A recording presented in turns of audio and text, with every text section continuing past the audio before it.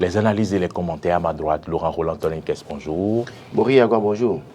À ma gauche, c'est bien mon confrère, Adrien Tchomakou, bonjour.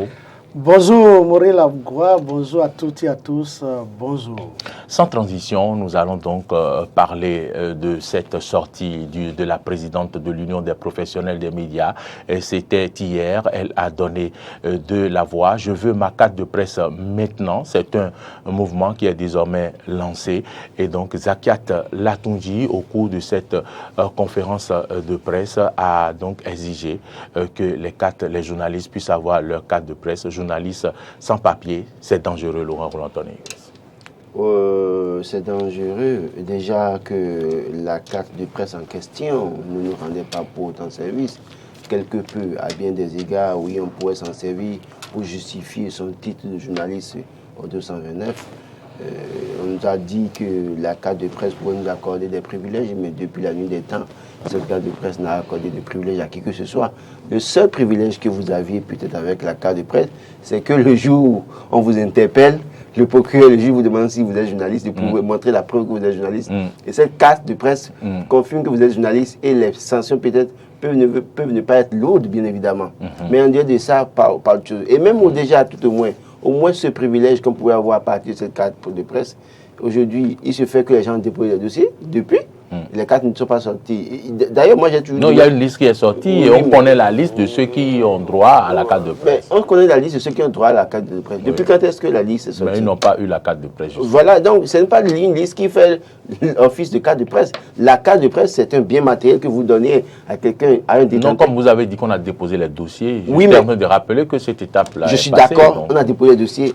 Non, je sais que la liste est sortie. Mais depuis que la liste est sortie, ça fait combien de mois? Il faut aussi rappeler que la RAC a voulu quand même faire un travail avec l'ANIP qui va pouvoir sortir les cartes de presse, d'après ce qu'on a appris. Oui, mais on sait tout ça. Mais ça va faire combien de temps? Je ne voudrais pas que vous vous en arrêtez là. La carte de presse, ça sert à quoi? Non, mais je vous ai dit, je suis parti de là déjà. Oui, vous n'en avez pas vraiment décortiqué. Non, moi je vous ai dit... Vous n'avez pas de prise en charge dans les hôpitaux pour ça. Oui. Dans les pharmacies, vous devez avoir des avantages. Et si on avait un dans les banques, on peut vous accorder des facilités. Dans les banques et tout ça, mais on n'a rien de tout ça. Et puis, comment et pourquoi non, la nous carte avons une carte de presse qui ne sert à rien? La carte de presse du Bénin sert à deux choses, en tout cas.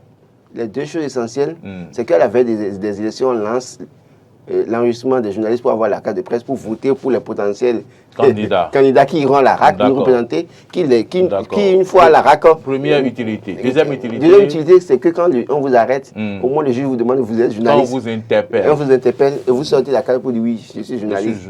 Maintenant, si vous n'avez pas la carte, c'est que c'est considéré par le juge que vous n'êtes pas journaliste. Vous pouvez avoir le diplôme. Mais une fois que vous n'avez pas cette carte-là reconnue, c'est que c'est comme si vous n'êtes pas journaliste.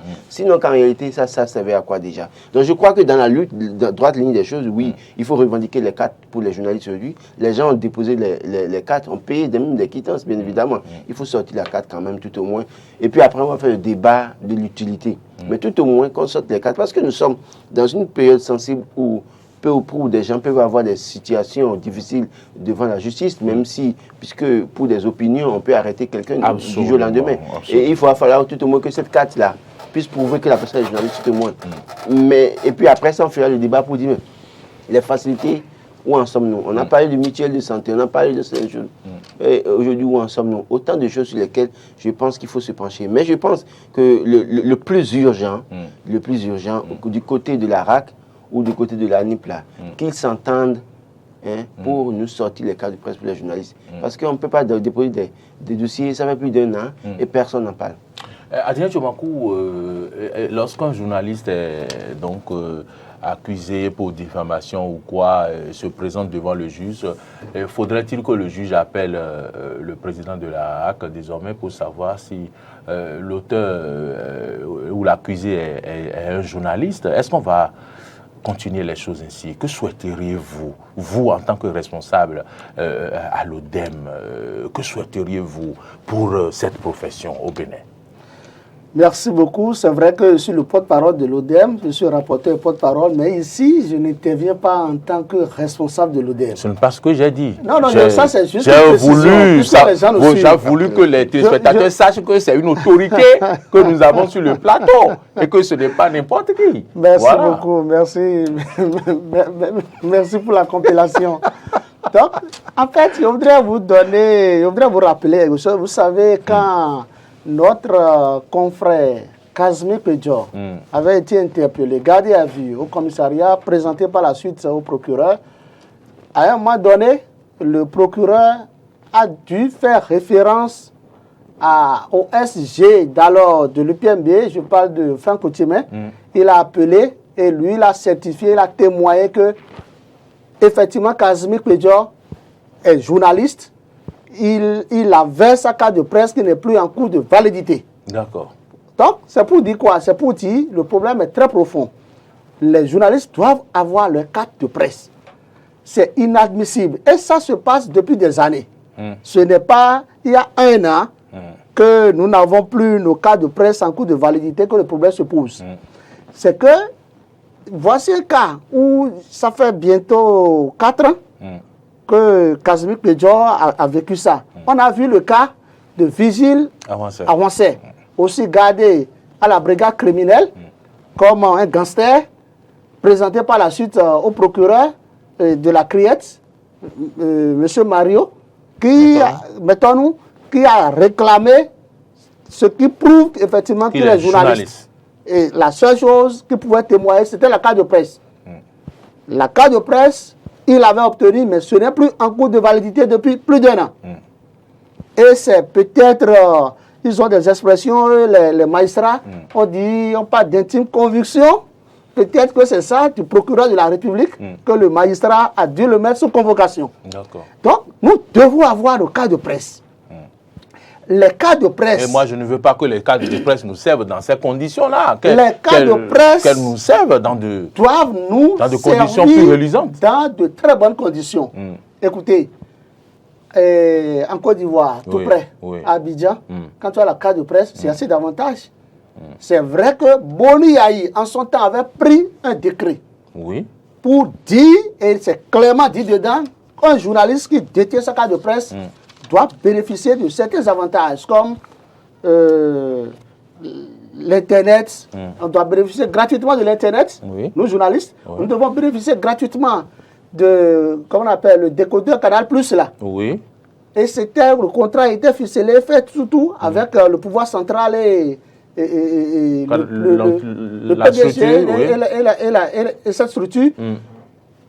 Ça devrait nous servir en quelque sorte une mutuelle de santé. C'est-à-dire quand tu as la carte de presse, quand ton enfant tombe malade ou que toi-même tu tombes malade, c'est que tu vas à l'hôpital, c'est à un coût réduit qu'on doit te traiter. Quand tu vas dans une pharmacie, c'est à un coût réduit que tu dois payer les médicaments, les comprimés. Et le décret est resté un papier? Le décret est resté un papier jusqu'à ce jour. C'est vrai que avec la réforme en cours, avec la réforme annoncée par Patrice Talon, et que beaucoup sont contactés. Hier, par exemple, la HAC m'a appelé. J'ai été appelé, je suis allé à la HAC, on m'a remis un gros papier. Un gros document. Un gros document que je dois lire, remplir. Ils m'ont pris en tant que consultant par rapport aux réformes en cours. Je pense que ça doit être pour beaucoup de professionnels des médias du Bénin.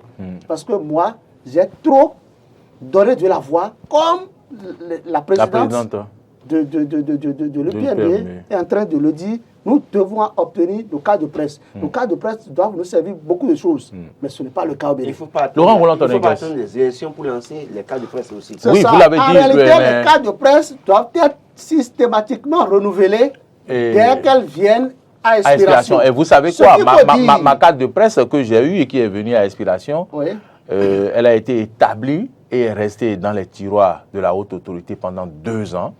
Et c'est après ça qu'on nous a délivré, il ne restait que 3 ans pour que la carte expire. Tout ça. Mais la confidence que moi, personnellement, je peux vous faire ce matin, c'est quoi? Puisque, à force de dénoncer les gens, on entend beaucoup de choses. Et je pense que c'est vrai. Vous savez, la présidente de l'UPMB est dans son droit le plus absolu de réclamer la carte de presse au nom de toute notre corporation. Oui, mais selon ce que je suis en train, c'est notre présidente. Oui. Et je la félicite, je l'encourage pour ça. Selon les indiscrétions, Roland a dit tout à l'heure qu'il y avait une liste qui a été rendue publique. Et ils ont demandé des amendements pour que, est-ce que votre nom a été bien écrit tout. Oui. Donc, ça a été effectivement ainsi. Selon les indiscrétions. Mais, selon les indiscrétions, c'est que ce n'est pas tous ceux-là. C'est ça ce que beaucoup ne comprennent pas. Ce n'est pas tous ceux-là. Qui étaient retenus, qui vont finalement obtenir la carte de presse. Je t'explique. Avec la réforme en cours, avec la réforme en cours, et qu'il est dit que si désormais quelqu'un obtient sa carte de presse, il doit jouir d'assez d'avantages. C'est-à-dire les avantages. Il faut filtrer encore. Ils sont en train de filtrer, ce n'est pas qu'ils veulent filtrer. Et moi, je ne suis pas là pour apprécier ça ici. Je dis que ce sont moi mes investigations. Ce qu'il faut dire, ce qu'il faut retenir, c'est quoi? C'est pour ça que je dis, à force de dénoncer les gens, vous avez des informations parallèles. J'ai été informé de ce que la HAC doit normalement, il y a une procédure qui doit être respectée en matière de passation de marché public. L'ANIP qui doit nous imprimer nos cartes, contrairement à ce que M. Gougbedi m'a dit moi, personnellement, puisque je suis allé l'interviewer sur le sujet où il a dit publiquement qu'il suffit que le président de la HAC, M. Moretti, l'appelle et le dise, je veux les cartes de presse. Il appuie seulement sur un bouton et puis ça sort. Mais c'est faux.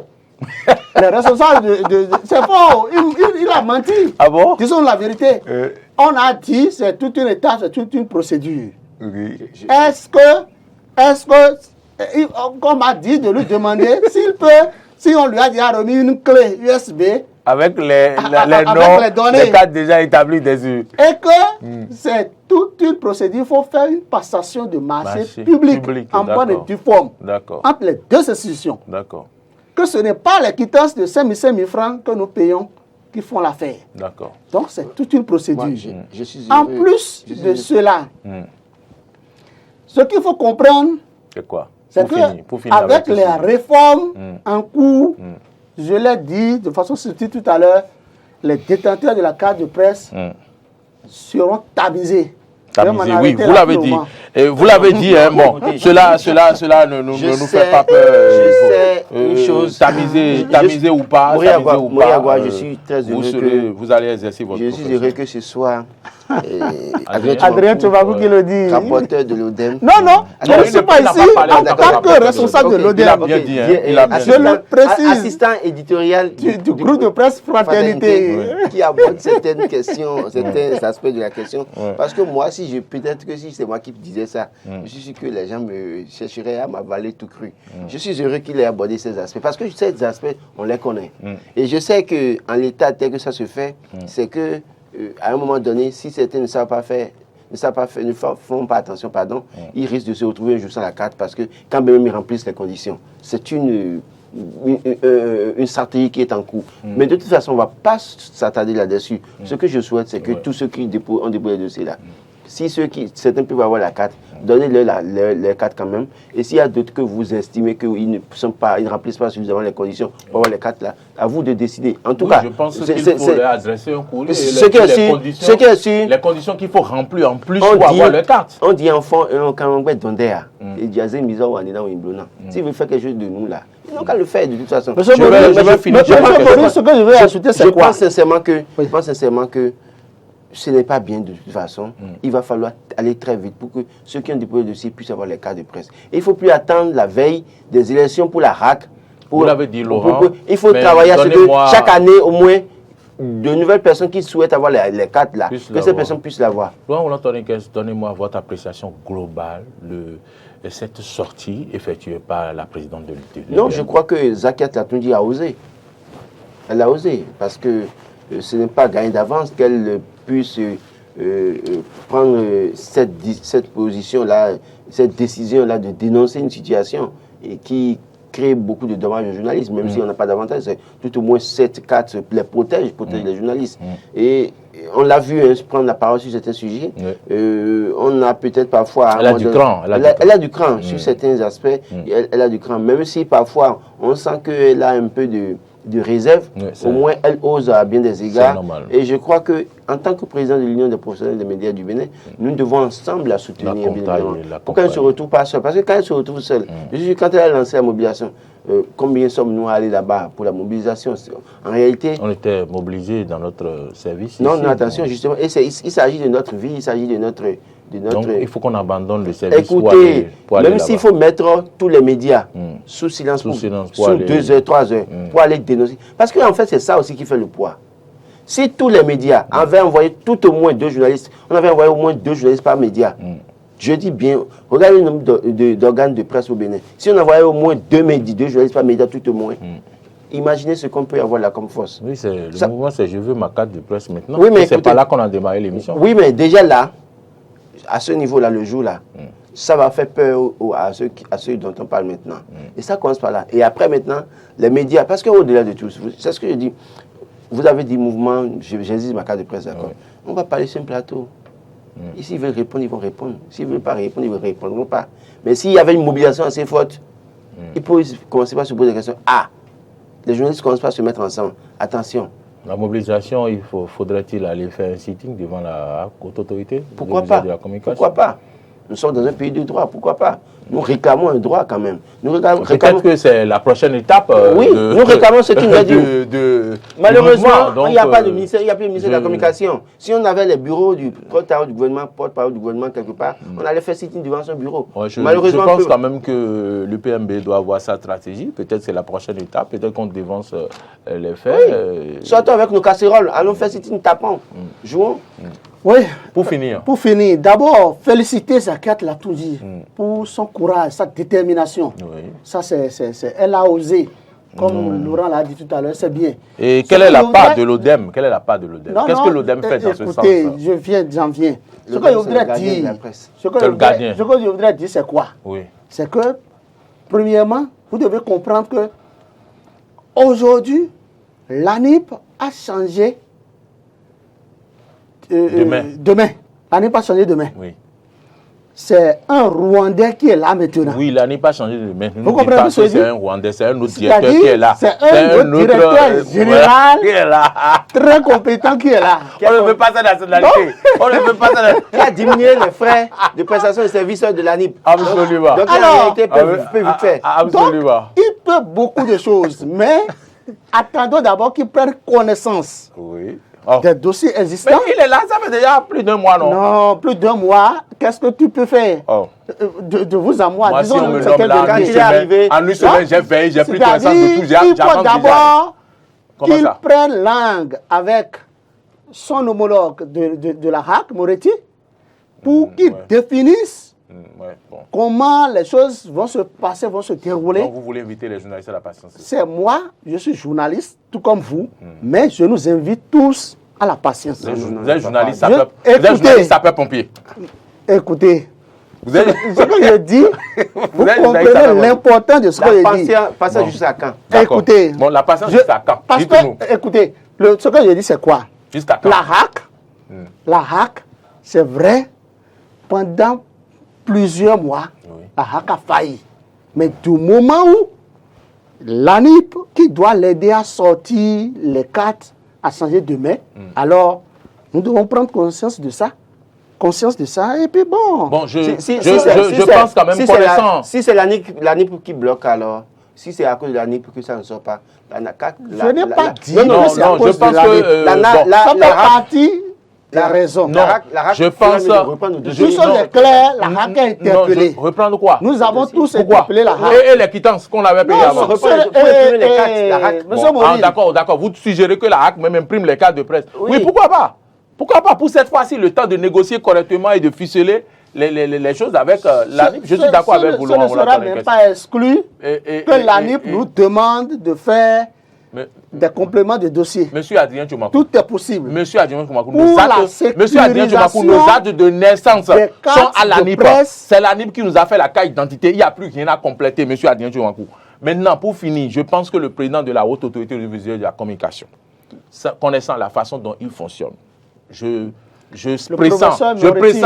pressens que dans quelques jours, l'AC fera une sortie pour nous expliquer ce qui se passe, pour expliquer à l'opinion publique ce qui se passe. Et je l'espère. Voilà. Donc, sujet clôturé, il ne me reste que 5 minutes pour passer au deuxième sujet. Quand je dis que le véritable problème, c'est d'abord les conseillers de la HAC, vous ne me croyez pas. Et ça pose problème.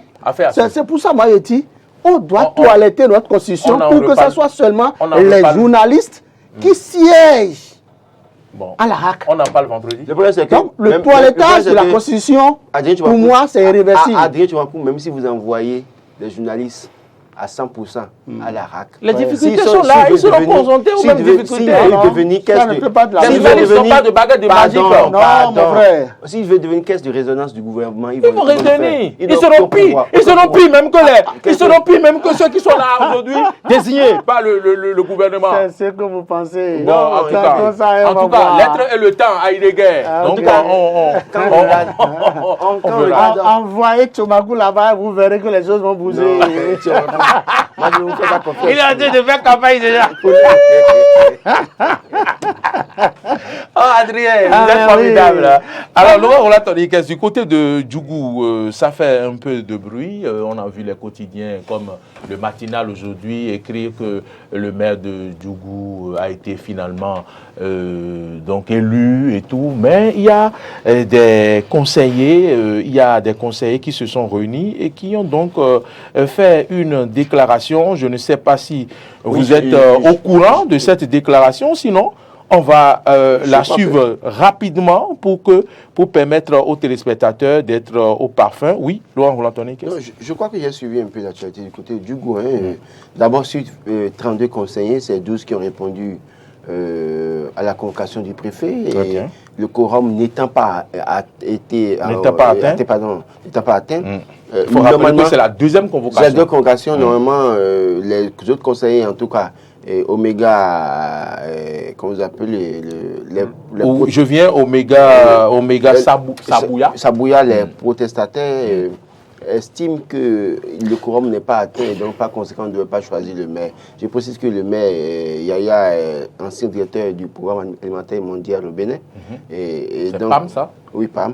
Et puis il faut préciser que compte tenu de la loi interprétative de 2020, bien évidemment, les partis ont plein pouvoir de désigner qui sera maire, bien évidemment.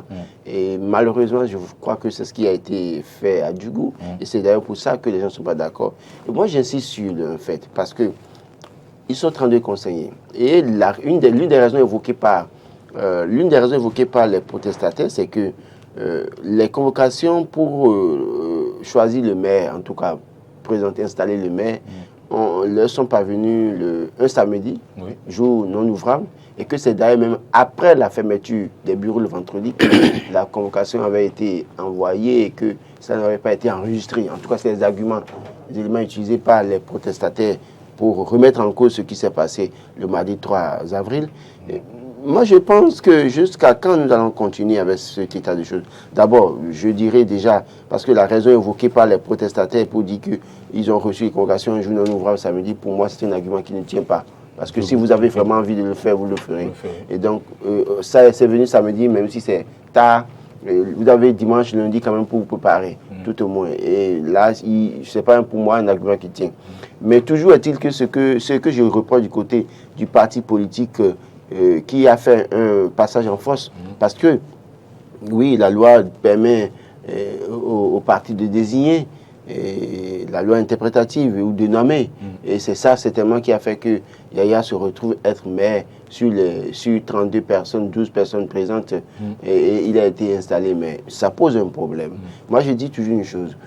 Vous avez été élu en allant voir les populations pour proposer certaines choses. Et après, quand vous êtes élu conseiller communal, on laisse le jeu ouvert et celui qui veut être maire négocie avec les gens, ses pairs. D'accord? Il négocie avec ses pairs, il arrive à s'imposer pour être maire. Mais de la manière dont les choses se font aujourd'hui, c'est que c'est une force, c'est-à-dire le parti, qui impose en griffe quelqu'un, c'est-à-dire pour dire c'est nous notre choix. Et vous n'avez pas d'autre choix. C'est-à-dire que vous prenez ou vous laissez. Et quand vous laissez, c'est que la personne reste là malgré vous. Et ça fait que parfois, j'ai comme l'impression que ces maires aujourd'hui, dans certaines communes, on voit la manière dont ils se comportent d'ailleurs. C'est-à-dire, ils n'ont pas d'égards pour les conseillers communaux dans nos communes parfois. Parce qu'ils se disent... Ils ne sont pas redevables. Oui, ils se disent, mais vous êtes qui? Vous dites quoi? Vous vous agitez pour rien. Moi, là, je tiens ma force du RO. Et donc, tant que le RO est avec moi encore là, tant que je suis le bon petit du RO, c'est que rien ne va m'arriver, je ne serai pas ébranlé. Et c'est ça qu'il faut corriger. Il faut corriger ça pour que... Parce qu'au-delà de tout, nous avons la chance que nous sommes sur un système aujourd'hui et cette loi continue de faire son effet. On l'impose, on impose qui on veut, on fait ce qu'on veut bien évidemment. Mais tôt ou tard, ça va rattraper les uns les autres. Et Adrien Jobankou, pour finir avec ce sujet, est-ce que ce n'est pas encore un bras de fer qui s'annonce dans ce conseil communal, malgré l'élection du maire? Il y aura des gens qui seront là à tirer sur le torchon. Est-ce que ce n'est pas encore un problème qui est né ainsi? Je pense qu'il ne doit même pas avoir bras de fer parce qu'ils n'ont pas intérêt. Vous savez, le développement d'une commune, le développement d'une cité, c'est l'effort conjugal des uns des autres. Les gens doivent se mettre ensemble. Qu'on enlève de la tête de X ou Y, que chacun se dise que je suis responsable, je suis conseiller communal, je suis là pour apporter de plus-value à ma localité, à ma commune. Que les gens ne pensent pas que c'est parce que c'est X qui a été retenu, élu ou désigné maire qu'on ne doit pas travailler avec lui de tout cœur. C'est inadmissible que des gens soient rancuniers, que des gens montrent leur aigreur parce que c'est X ou Y qu'on veut prendre ou qu'on a pris. Ce que moi je voudrais dire, c'est quoi? D'abord, je voudrais remercier tous les conseillers communaux parce que c'est vrai, finalement... Tout bien les 12 qui ont élu. Non, eux tous. D'accord. Écoute, ceux-là qui sont pour, de même que ceux qui sont contre. D'accord. Parce que vous soyez pour ou vous soyez contre, une chose est claire, vous avez désormais un maire. C'est ça. Donc, travaillez avec ce dernier. Mais contre votre volonté. Non, est-ce que c'est contre votre volonté? Non. Ça, il peut avoir... Vous savez qu'il doit vous titiller un peu, allez-y. Oui. Travaillez, vous étiez au niveau de travailler. Travaillez, mettez-vous ensemble pour développer votre commune. Et ce que moi je déplore, c'est quoi? Parce que Roland disait tout à l'heure qu'il y a une convocation, une invitation on a encore 2 minutes. Qui leur est envoyée. Oui. Et un samedi. Il y a eu d'abord une première convocation. Oui, j'ai suivi ça. Le quorum n'était pas atteint. Deuxième convocation. Deuxième convocation, le préfet installe. Oui, quel que soit le nombre de conseils. Deuxième convocation, que le quorum soit atteint ou pas, là, la deuxième, c'est que on installe. Donc, je pense que le préfet a bien fait son travail. Tout s'est passé dans la règle de l'art concernant l'acte posé par le préfet. Première des choses. Secondo, c'est quoi? Il faut que les gens comprennent que quand on est élu conseil communal, vous devez rester dans votre arrondissement pour mieux suivre ce qui se passe là-bas. Ils sont très nombreux, ce ne sont pas à Djougou seul. Que ça soit à Dassa, à Banté, et à Karimama, à Materi, un peu partout. Ils sont nombreux. À Lada aussi. L'une des communes malades du Bénin. Vous êtes élu pour développer votre commune, mais vous laissez la commune parce que vous n'êtes pas maire et vous venez rester à Cotonou. Moi, j'ai été toujours contre ça. Il faut que les gens... Parce que c'est clair, si des gens... En tout cas, si des gens... Quand vous serez élu chez vous, on verra si vous allez rester là-bas, si vos activités sont à Cotonou, si vous allez rester là-bas. Je n'ai jamais souhaité être conseiller communal ou bien... occuper un poste de maire. Adrien Jobankou, merci. Voilà. On va faire comme Adjavon. Vous n'avez jamais fait la politique, vous vous retrouvez sur le terrain, c'est assez glissant. Adrien Jobankou, merci pour vos analyses et vos commentaires. Plaisir. Et Laurent Olatoré, qu'est-ce? Non, mais je dis bonne journée à vous. Sinon. Que les gens continuent de nommer les maires. Que les gens continuent de nommer les maires. Non, ce que je veux dire plutôt, M. Maureen, maintenant. Oui. Que nous réclamons vivement et solennellement notre carte de presse et qu'on l'obtienne et qu'on patiente un petit peu. Ce qui vous réjouit, vous ne savez pas. Mais vous n'avez pas dit le mot d'autre. Je veux ma carte de presse maintenant. Vous ne l'avez pas dit. Ma carte de presse, oui, je l'exige maintenant. Je l'exige maintenant. Mais moi, je complète. Ma carte de presse, avant ça, dites-le. Je voulais juste dire à ceux qui sont mouvementés, je dis que demain, il y a certains parmi eux qui peuvent se retrouver du côté de l'opposition. On va se servir de la loi interprétative pour leur imposer des verres. Ils vont voir comment ça fait mal. Bonne journée. J'ai ma carte de presse maintenant. Merci à vous. Bonne journée. Un peu de patience et nous aurons nos cartes de presse. On va observer une coup de pouce. Le monsieur là est dans un double jeu.